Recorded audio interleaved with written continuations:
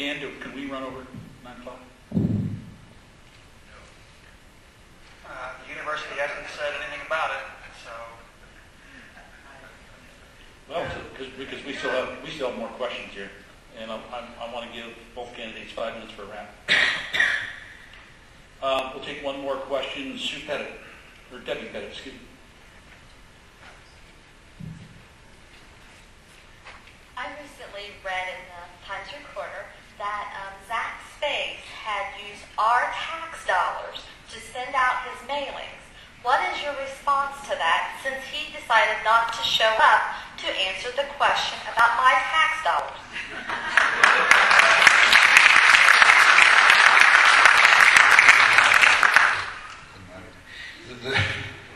I've got a whole stack of those things at home. I keep getting them. They're all paid for. One letter, and he sends me millions. Paid for by you, taxpayer. Thank you very much.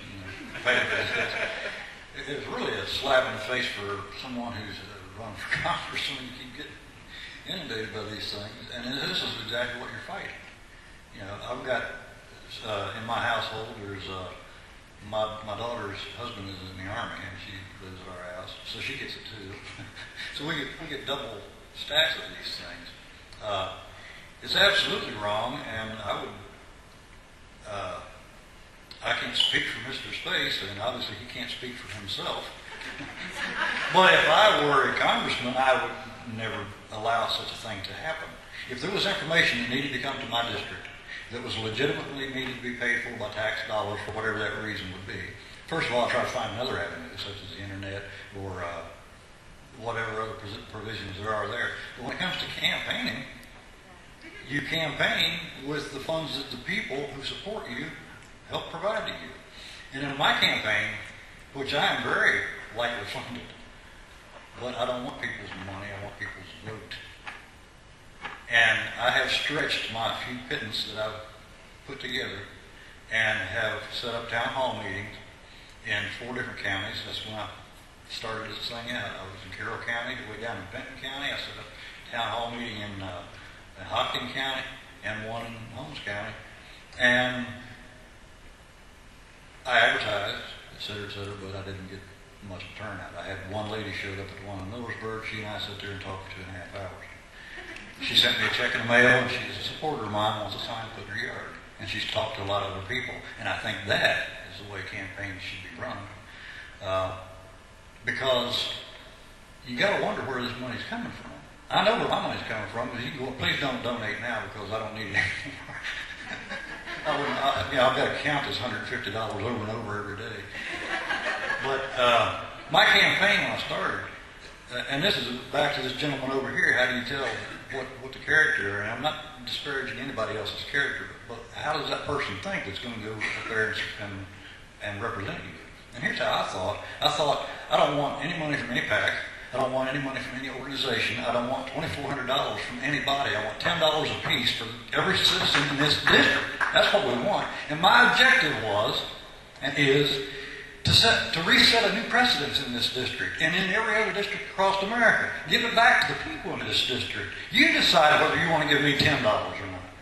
And you can have all these federal FEC regulations that you want, and there are fine ways around them, but if you have a candidate that will stand up and tell you, ma'am, I can't take a $100 bill. I can only take 10 of it. If you want to give me 100, go find 9 more supporters for me. Then the people get to work and get representation in Congress that actually represent you, the people.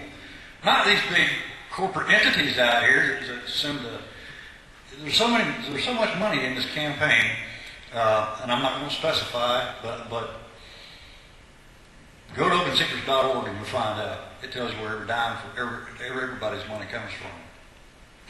Every dime of it. And some of it comes from out of state. I can tell you that there are candidates amongst the 3 of us that have as much as $76,000 from the city of New York. Who's that representing? My time's up, I'm sorry. Okay, the question, so refresh everybody's memory, was about Zach Space sending out almost $400,000 of, quote, newsletters with the postage, the franking privileges, the postage is almost $400,000, and that doesn't count the cost of printing those multi-collar campaign pieces, because that's what they are. They're campaign pieces. And, you know, you have to kind of really look on there, paid for by taxpayers, us. And it's disgusting. And he was the worst offender in the state of Ohio, all the congresspeople. You know, and I'll tell you something about his character and his integrity, because I just think it's unbelievable that he'll send out campaign pieces like that. And Nancy Pelosi, of course, she sets the rules, and she allows it. And about a year and a half ago, I got one of those, and I took it to Kevin DeWine, the GOP chairman here in the state of Ohio. I said, Kevin, look at this. Can we do something about this? That's how disgusted I was. I actually took it to him. He said, Nancy sets the rules, and that's how it works. We have rules in the General Assembly about newsletters, and I'll tell you, our newsletters are newsletters. I had one back when I was a House member. It was so poorly done that it looked worse than a junior high school newsletter because it's mimeographed.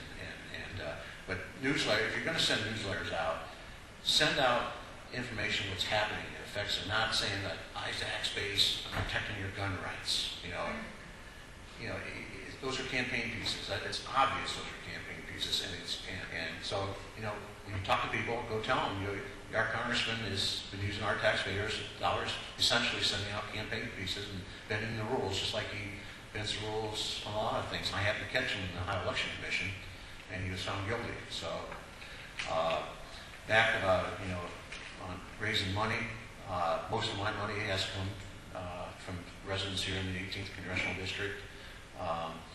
So people are going to support people that they think are got their values. And there's one thing I tell people when you're looking at a candidate, especially in a large multiple county area. First of all, try to figure out what support they have back in their home area.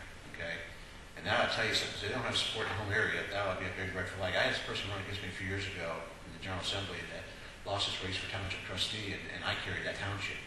He didn't have this local support. And the second thing is to find out what makes that person, what's his core beliefs, who he associates with, what he's done, or what he or she's done in their lives, and what, if you know that foundation, you're going to know, is that similar to yours? And I think Ronald Reagan said, if you find a candidate that's somebody that's probably going to vote with you 80% of the time, I can probably tell you, I'll probably vote with you more than 90, close to 100% of the time. I think we've probably got the same core beliefs for the most part. And that's what you need to find out. And obviously, our congressman doesn't represent us. Are our tax dollars paid for him to be here too? Probably. Should not be, but I can't say for sure. But it should not be. Mr. Space does not ever want to tell us where our tax dollars go. He just wants to take our taxes. Okay, with that, we're running out of time.